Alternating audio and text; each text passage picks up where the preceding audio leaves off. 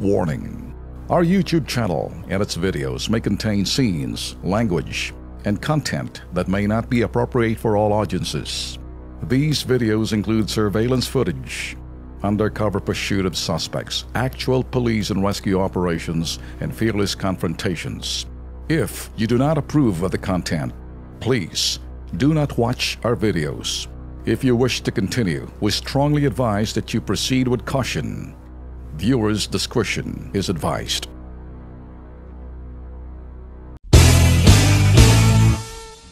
Sa Chief Justice Maria Lourdes Sereno, kilala ko ho ito eh. We used to belong to the same church, a Christian church in Quezon City. And we would be talking, panahon ho ni Notpa. Sino si Notpa? Pakilala mo si Notpa. Pagsalitain mo si Notpa. Sige, Notpa. Walang kurap, walang mahirap. Okay. Yun lang bang alam mo? Dagdagan mo pa. Kayo ang boss ko. Alright, ano pa? Saan po kayo kumukuha ng kapal ng muka? Yan, kilala ka dyan sa mga sinasabi mo. Lahat ng sinasabi mo, ikaw yan eh. Pakiulit. Walang kurap, walang mahirap. Kayo ang boss ko. Saan po kayo kumukuha ng kapal ng muka? Laksan mo nga sandali para marinig ko rito, para marinig naman ang mga nasa Facebook page ko. Dito sa ating, dito sa loob ng booth natin. Kaya mo? Walang kurap, walang mahirap. Okay. Kayo ang boss ko. Sige. Saan po kayo kumukuha ng kapal ng muka? Okay. Nung panahon ho ni Notpa yan. Okay. Eto ngayon sa bagong panahon ho ni Digong. Si Chief Justice Sereno. Kilala ko ho to. Kilala ko rin yung husband ho nito. He's a lawyer. So, may pangamba ho siya sa martial law. Sabi niya, yun daw mga kasalanan ng martial law ng panahon ho ng diktador na si Ferdinand Marcos, pwede raw ho mangyari uli sa kasalukuyang martial law. Naniniwala ho ba kayo sa sinasabi nitong si Chief Justice Sereno? Sabi niya, ngayon, ito yung mga human rights at saka yung kalayaan ho natin at saka yung sinasabing pinakasaysay ng demokrasya. Abay, nahaharap daw ho tayo dito sa sinasabing blatant threat. Anong ibig sabihin noon? Ito ho yung mga bagay na isipin ho muna natin, ano? Kasi daw, ang sabi niya, ang mga tao raw ngayon, nagsalita ho si Chief Justice, parang madalihong ma-pressure daw ho na paboran yung mga madadali na mga choices kung tawagin.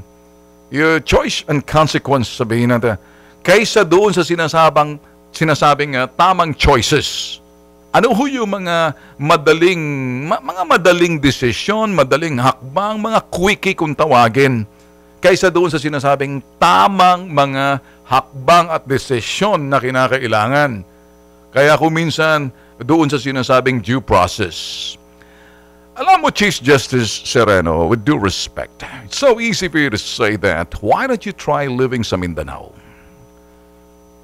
I think that you're so used to Luzon, Chief Justice, that you're talking more like, I don't blame you being a Chief Justice. Maybe, hindi mo nakikita kung paano gumulong ang hustisya sa Mindanao kay bagal-bagal, simbagal ang bulate.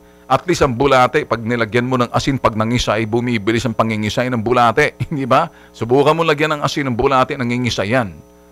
So ngayon, madaling sabihin niya na sinasabing mga fundamental freedom. Ito kasi sabi niya, today, people's fundamental human rights and freedom, the core of our democracy, face grave and blatant threats.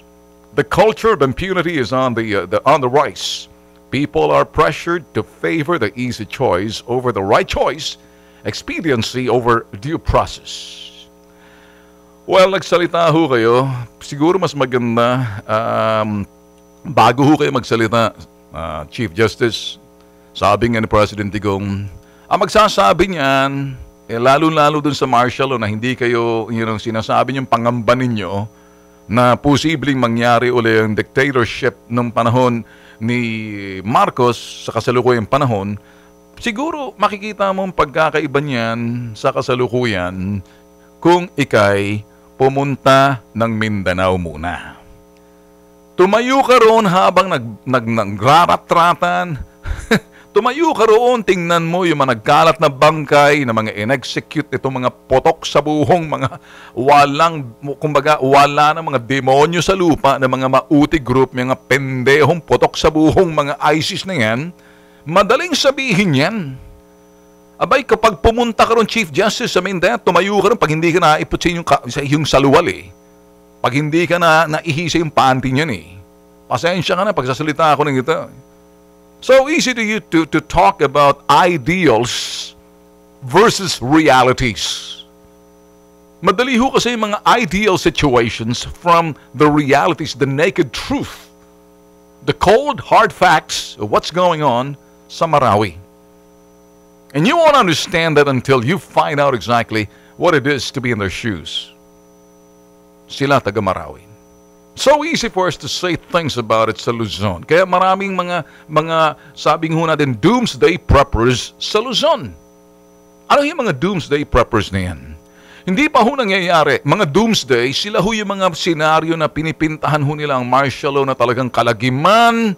Kaya kinakailangan maghanda, kahit hindi naman dapat maghanda, pinaghandaan na posibleng mangyari. Ina-anticipate ho nila yung sinasabing alangkatiyakan. At hindi lang alang katiyakan, yung pangamba nila, suspecha nila, hinala nila, nagiging totoo, tuloy na nabubuo yung takot.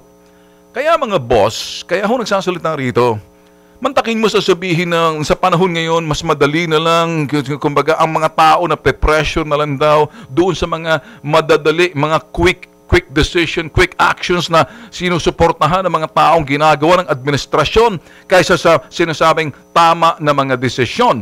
Ano yung tama? Tama yung panahon ni Panot na naglagay sa'yo dyan, Chief Justice Sereno, si Panot na naglagay sa'yo? Yung bang ibig mong sabihin tama? Sa tagal ng panahon, ang mga tao ho kasi nanuya na ho doon sa sinasabing kultura ng dilawan na alam pakialam, mukha ng kapalpakan at mukha ng kapabayaan. Kaya naging desperado ho yung mga tao sa nakita ho nila, wala hong nangyayari. So ngayon, isang Rodrigo Duterte umupo at medyo may mga hakbang na ginawa, decisive yung mga actions, hindi pang politiko. Sinasabi, aakuin ko kapag medyo may ganito, sige magpapakulong ako. Yun ang sinasabing may bayag na presidente, tatayo. Para ito'y sinasabi, pananagutan ko yun sa taong bayan. Kasi hoda, kung ang kahinat na niyan ay makukulong ako, papakulong ako. Yun ang sinasabi mong presidente na talagang no nonsense, walking his talk. Kay Panot, anong alam ni Panot? O sige, pakiulit na, lakasan mo ng konti. Anong mga salita nito? Ito lang marinig mo ng puro gas-gas na eh. Sige, tira. Walang kurap, walang mahirap. Kayo ang boss ko. Saan po kayo kumukuha ng kapal na mukha? Tanong mo yan sa mga dilaw na kapareho mo. Di ba?